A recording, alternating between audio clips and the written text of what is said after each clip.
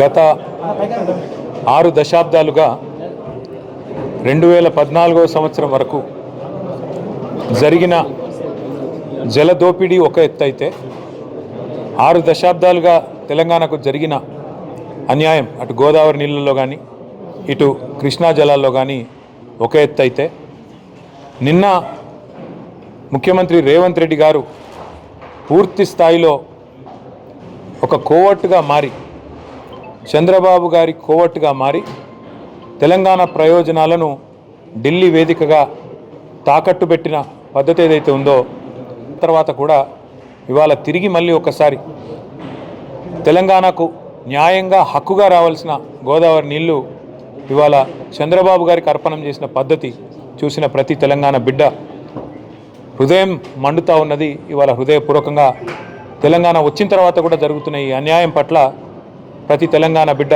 హృదయం ఆక్రోషిస్తున్నది. వాస్తవం ఏంటి అంటే సరిగ్గా 48 గంటల కిందట రేవంత్ రెడ్డి గారు స్పష్టంగా చెప్పినారు, చర్చించేది బనకచెర్ల గురించి అయితే నేను పోను అని మీడియా లీకులు ఇచ్చింది రేవంత్ రెడ్డి గారు. మరి 24 గంటల్లో ఏం మారింది, ఎవరి ఒత్తిడి వచ్చింది, ఏ కారణం చేత ముఖ్యమంత్రి గారు మరే కార్యక్రమం లేకుండా కేవలం చంద్రబాబు నాయుడు గారిని కలిసేదానికి ఢిల్లీ దాకా పోయినారు. పోయి ఎవరి అబ్బ సొత్తు అన్నట్టు, నీ తాత సొత్తు అన్నట్టు మరి గోదావరి జలాలను చంద్రబాబు నాయుడు గారు ఏది చెప్తే దానికి తల ఊపి పచ్చజెండా ఊపి ఇవాళ అన్యాయం చేస్తున్నావు, సమాధానం చెప్పాలని చెప్పి బీఆర్ఎస్ తరఫున మేము ప్రశ్నిస్తూ ఉన్నాం.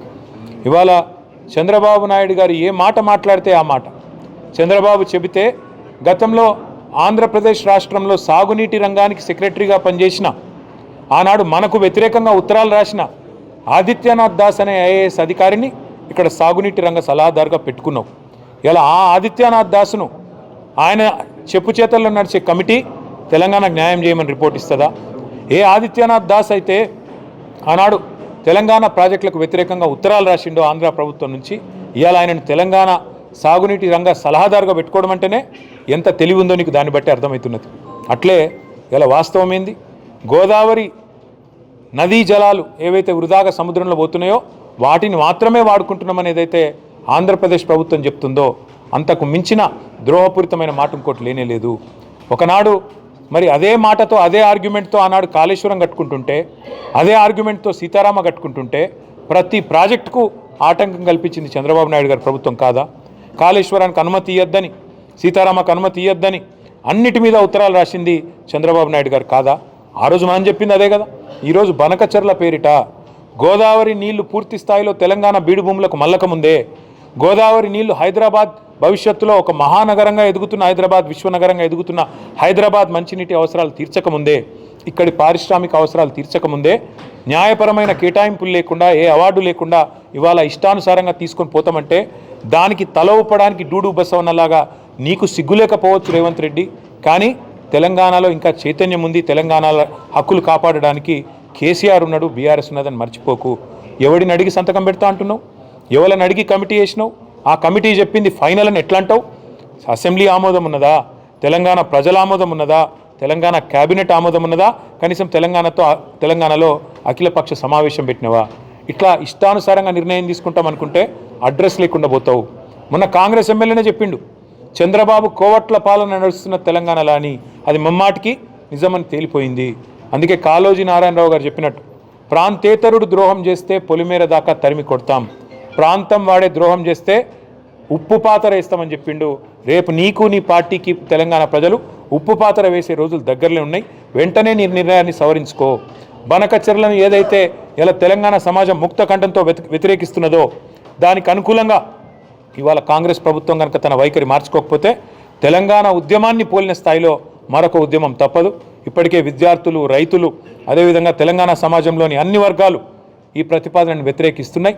గతంలో ఏదైతే తెలంగాణ ప్రభుత్వం కేసీఆర్ గారి నాయకత్వంలో చేపట్టిన ప్రాజెక్టులు ఉన్నాయో వాటికి అడుగడుగున అడ్డుపుల్లలు వేసిన కాంగ్రెస్ వాళ్ళు, టీడీపీ వాళ్ళు ఇలా మళ్ళొక్కసారి తెలంగాణ ప్రయోజనాలకు విఘాతం కల్పిస్తామంటే చూస్తా ఊరుకోవడానికి బీఆర్ఎస్ సిద్ధంగా లేదు.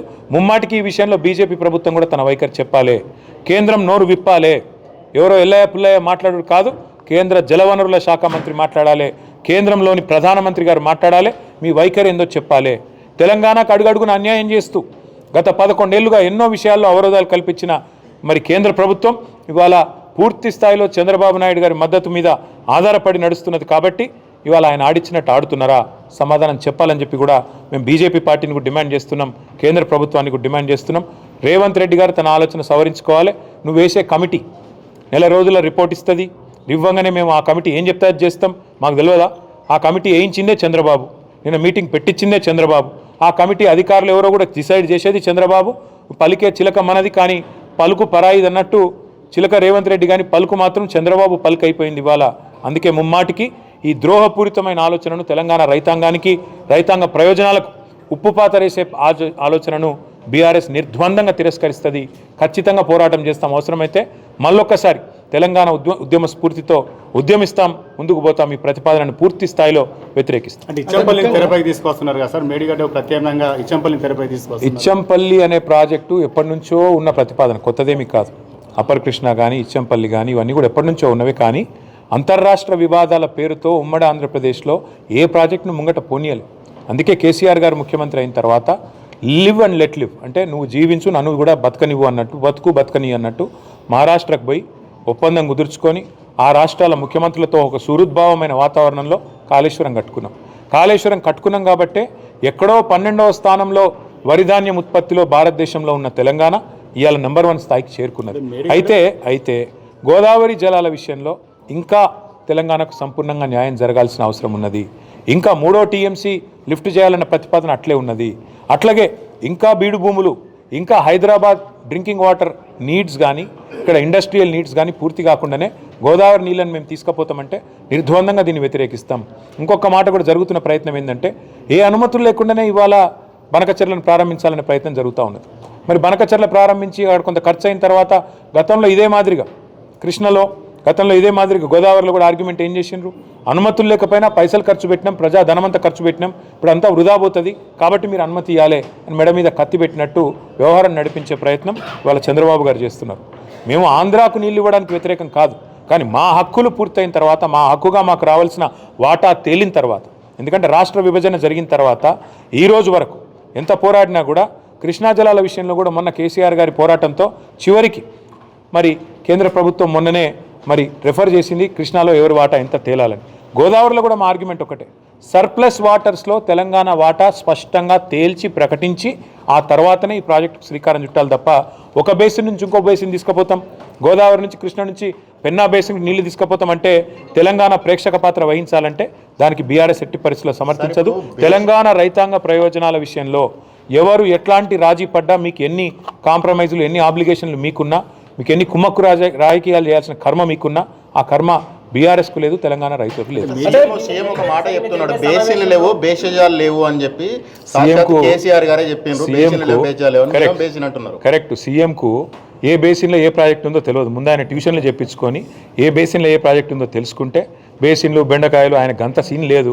అదే ఎప్పుడో నేను చెప్పిన ఇదివరకే, పందికి ఏం తెలుసు గంధం చెక్క వాసన అన్నట్టు రేవంత్ రెడ్డికి ఏం తెలుసా ఇరిగేషన్ గురించి?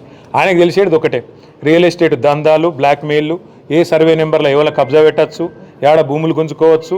ఈ పని చెప్పమంటే రేవంత్ రెడ్డి చెప్తాడు. ఏ వాగు ఎక్కడుంది, ఏ వంక ఎక్కడుంది, ఏ నది ఎక్కడుంది, ఏ చెరువు ఎక్కడుంది, ఏ కుంట ఎక్కడుంది, ఎన్ని టీఎంసీల నీళ్లు తెలంగాణ. ఈరోజు అడగండి రేవంత్ రెడ్డి గారిని.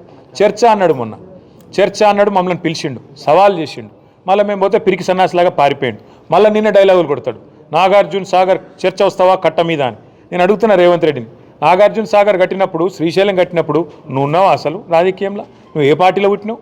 నువ్వేదో కాంగ్రెస్లో పుట్టినట్టు, కాంగ్రెస్ని నువ్వు పుట్టించినట్టు డైలాగులు ప్రజలన్నీ చూస్తున్నారు. వాస్తవమైంది కేసీఆర్ గారు చెప్పిన దానిలో కూడా ఖచ్చితంగా రాయలసీమ కూడా మంచిగా ఉండాలని కోరుకున్నాం, ఆంధ్ర ప్రజలు కూడా బాగుండాలని కోరుకున్నాం. కానీ ఏం కోరుకున్నాం మేము? మా రాష్ట్ర ప్రజల ప్రయోజనాలు నెరవేరిన తర్వాత, తెలంగాణ రైతాంగం ప్రయోజనాలు సమృద్ధిగా పూర్తి స్థాయిలో డిఫైన్ చేయబడ్డ తర్వాత, గోదావరి మిగులు జలాల్లో మా వాటా తేలాలి, నికర జలాల్లో మా వాటా తేలాలి, కృష్ణలో మా వాటా తేలాలి, మా అవసరాలు పూర్తి కావాలి. ఆ తర్వాత కిందికి పోయే నీళ్ళు మీరు వాడుకోండి, మేము వద్దంటలేం. కానీ ఏవి తేల్చకుండానే మరి బడితున్నదే బర్రె అన్నట్టు ఇలా మా కేంద్ర ప్రభుత్వం చుట్టూ మా చేతులు ఉంది, బీజేపీ మేము చెప్పినట్టు ఆడుతుంది, మా శిష్యుడే ఇవాళ తెలంగాణ ముఖ్యమంత్రి కాబట్టి నేను ఆడిచ్చినట్టు ఆడాలని చెప్పి చంద్రబాబు నాయుడు గారు అనుకుంటే, దానికి శిష్యుడు వంత పాడితే గురుదక్షిణ చెల్లించుకోవాలనుకుంటే, గోదావరి నీళ్ళని సంతర్పణ చేయాలనుకుంటే మేము గమన కూర్చోవాలా? తెలంగాణ వాటా తేల్చండి. కేంద్ర ప్రభుత్వం గోదావరిలో, కృష్ణలో మిగులు జలాల్లో మా వాటా ఎంత, ఏ ప్రాజెక్టు కేటాయింపు ఎంత, ఇవన్నీ కూడా గతంలో ఉండే అవార్డుల ప్రకారం తేల్చిన తర్వాత మీరు ఏం చేసుకున్నా పర్వాలేదు. నేపథ్యంలోనే ఒకటే నదుల అనుసంధానం అనేది ఒక తేనె చుట్టే, దాన్ని మళ్ళొకసారి తెరపైకి తీసుకొచ్చి నదుల అనుసంధానం ఎప్పుడైనా అంతర్జాతీయ సూత్రాలు తీసుకున్నా, జాతీయ స్థాయిలో ఎప్పుడైనా కూడా ఇట్లాంటి వివాదాలు వచ్చినప్పుడు తీసుకున్న పరిష్కారాలు చూసినా, ఎప్పుడైనా ఏ బేసిన్లో అయితే నది ప్రవహిస్తుందో ముందు ఆ బేసిన్ అవసరాలు తీరినాకనే ఇంకొకడికి తీసుకుపోతే దానికి అర్థం ఉంటుంది. ఇలా గోదావరి బేసిన్లో, కృష్ణలో మరి సింహభాగం మన దగ్గర ప్రవహిస్తుంది తెలంగాణలో. ఇక్కడ అవసరాలు తీరకుండానే ఇక్కడి పారిశ్రామిక అవసరాలు కానీ, ఇక్కడి సాగునీటి అవసరాలు కానీ, తాగునీటి అవసరాలు కానీ, ఇప్పుడు రేపటి రోజున హైదరాబాద్లో కానీ, కరీంనగర్లో కానీ, ఇంకా ఇతర పట్టణాల్లో కానీ 24/7 డ్రింకింగ్ వాటర్ ఇవ్వాలనేది మా కళ. మేము గతంలో కరీంనగర్లో ప్రయోగం చేసినాం కూడా. మరి అట్లాంటి అన్నీ ఇంకా తేల్చకుండానే ఎన్ని నీళ్ళు అవసరమైతే లెక్కలు తీయకుండానే కిందికి నీళ్ళు వృధాగా పోతున్నాయి, మేము పట్టుకపోతామంటే ముందు బేసిన్ అవసరాలు తీరనియండి. బేసిన్లో డెఫినేషన్ రానియండి. నికర జలాల్లో మా వాటా ఎంత, మిగులు జలాల్లో మా వాటా ఎంత, ఎవరు తేల్చాలి? ఇది కేంద్ర ప్రభుత్వం తేల్చాలి. కేంద్ర ప్రభుత్వం నియమించే మరి ట్రైబ్యునల్స్ తేల్చాలి. అవి తేలకుండానే మేము నీళ్లు కొంటపోతాం. మా చేతిలో ఇలా కట్టి ఉంది కాబట్టి కట్టెతో బర్రెని ఎటువంటి తట అదిలించకపోతాం. కేంద్ర ప్రభుత్వాన్ని రేవంత్ రెడ్డి జుట్టు మా చేతులు ఉంది కాబట్టి మేము ఆడిచ్చినట్టు ఆడతాం, మా కోవట్టు పరిపాలిస్తున్నాడు తెలంగాణ కాబట్టి ఫుట్బాల్ ఆడతామని చంద్రబాబు అనుకుంటే దాన్ని ఖచ్చితంగా వ్యతిరేకిస్తాం. తప్పేమున్న దానిలో? బనకచెర్ల విషయంలో మీరు కావాలని దుష్ప్రచారం చేస్తున్నారు, అక్కడ ఏమీ లేదు, అనవసరంగా ఇది రెండు రాష్ట్రాలు ఏమీ లేకపోతే మాకు గొడవ ఆంధ్ర ప్రజలతో ఎంత మాత్రం లేదు.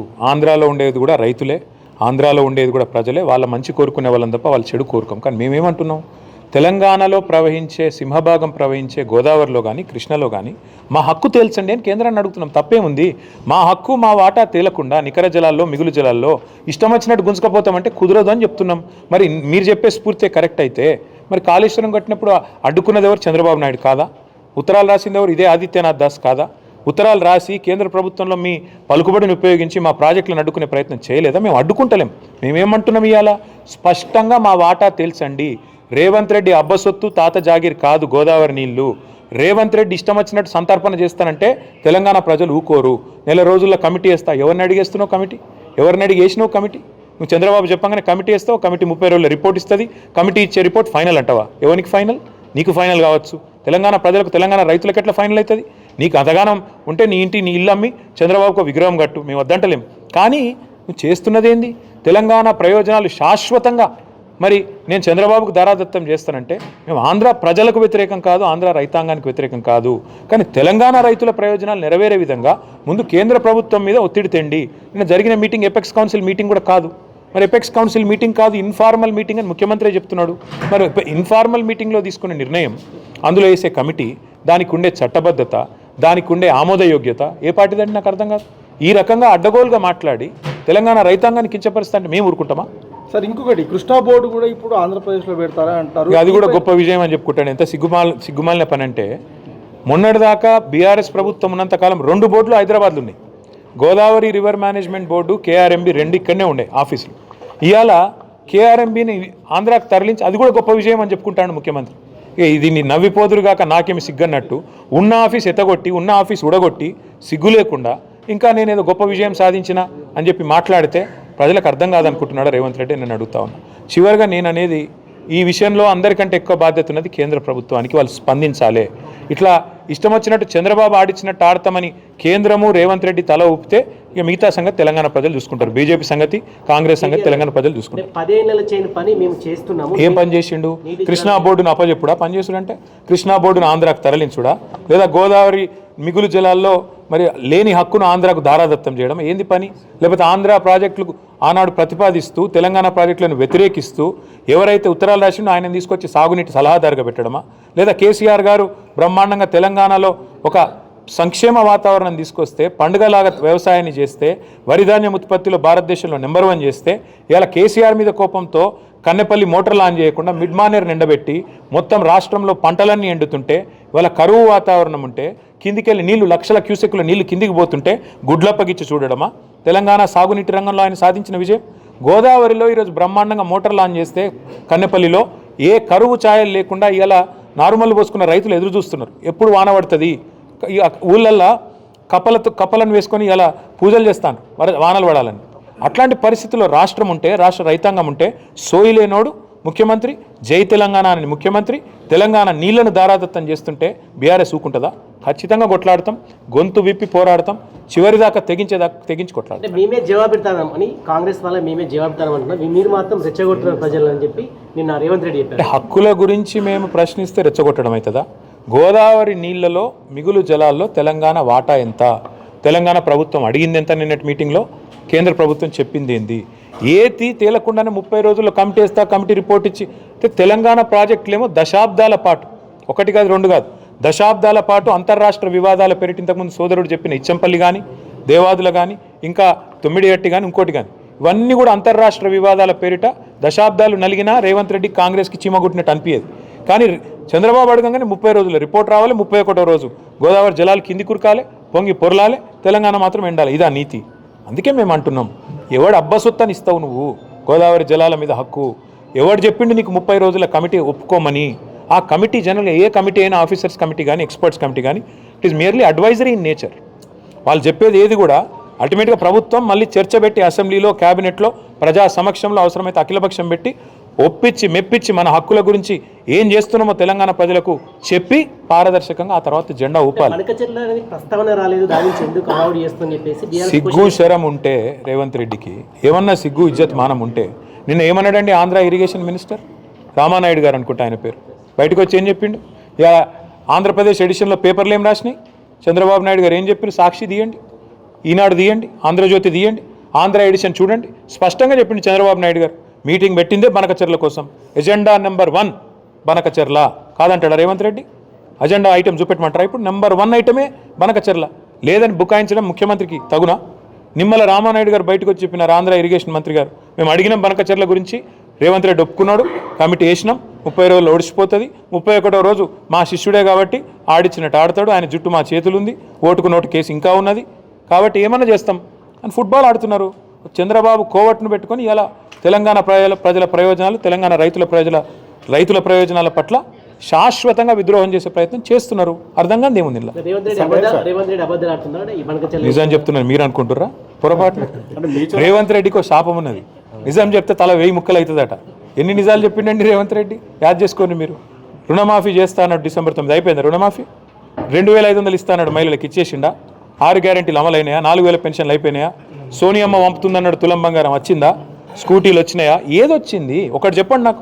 రేవంత్ రెడ్డి సాధించిన విజయాలు ఒకటి చెప్పండి సార్. స్థానిక సంస్థల ఎన్నికలకు సంబంధించి 42% రిజర్వేషన్ మొత్తం అంటే కాంగ్రెస్ పోతుంది ప్రజల్లోకి. సో కాంగ్రెస్ పార్టీ ఏం చెప్పినా, ఎన్ని రకాల విన్యాసాలు చేసినా ఒకటి వాస్తవం, వాళ్ళ చేతుల్లో ఉన్నాయేమో చేయరట. కాంగ్రెస్ ఏం చెప్పింది? బీసీలకు బీసీ డిక్లరేషన్లో సంవత్సరానికి 20,000 కోట్ల బడ్జెట్ పెడతా అన్నాడు. 5 ఏళ్లలో 1,00,000 కోట్ల బడ్జెట్ ఇస్తామన్నారు. బీసీలకు 42% వాటా ప్రభుత్వ కాంట్రాక్టులు ఇస్తామన్నాడు. చేతులునేమో చేయరట. OBC ministry పెడతామన్నారు. బీసీలకు 42% వాటా ఇచ్చిండా? పోనీ మినిస్ట్రీలో, పోనీ ఓబీసీ మినిస్ట్రీ పెట్టిండా? 1,00,000 కోట్ల బడ్జెట్ అన్నాడు, సంవత్సరానికి 20,000 కోట్లు అన్నాడు, పెట్టిండా?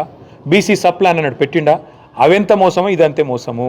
నేతి బీరకాయల నెయ్యి ఎంత ఉంటుందో కాంగ్రెస్ పార్టీ బీసీ డిక్లరేషన్లో కూడా బీసీల పట్ల చిత్తశుద్ధి గంతే ఉన్నది. మైసూర్ బజ్జీలో మైసూర్ ఎంత ఉంటుందో గంతే ఉన్నది తప్ప ఇందులో ఏం లేదు.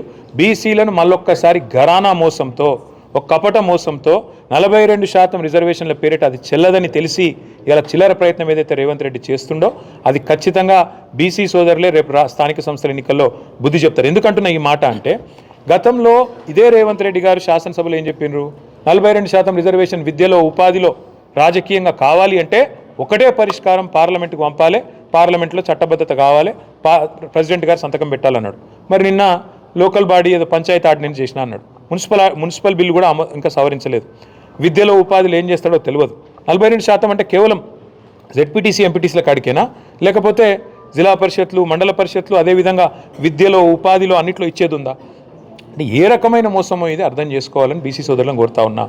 ఒకటే ఒక మార్గం ఈ దేశంలో 42% రిజర్వేషన్లు సాధించాలి అంటే, ఎస్సీలైనా ఎస్టీలైనా ఏ రకంగానైతే 9th షెడ్యూల్లో రాజ్యాంగంలో చేర్చి తమ హక్కును పొందుతున్నారో రాజ్యాంగబద్ధంగా, అదే పద్ధతుల్లో బీసీ సోదరులు కూడా 9th షెడ్యూల్లో చేరిస్తేనే కాన్స్టిట్యూషన్లో హక్కు వస్తుంది తప్ప రేవంత్ రెడ్డి ఒక ఆయుధం బారేస్తేనో, లేకపోతే ఒక ఆర్డినెన్సు బీజేపీ గవర్నర్ గారికి ఇస్తేనో ఇది అయ్యేది కాదు.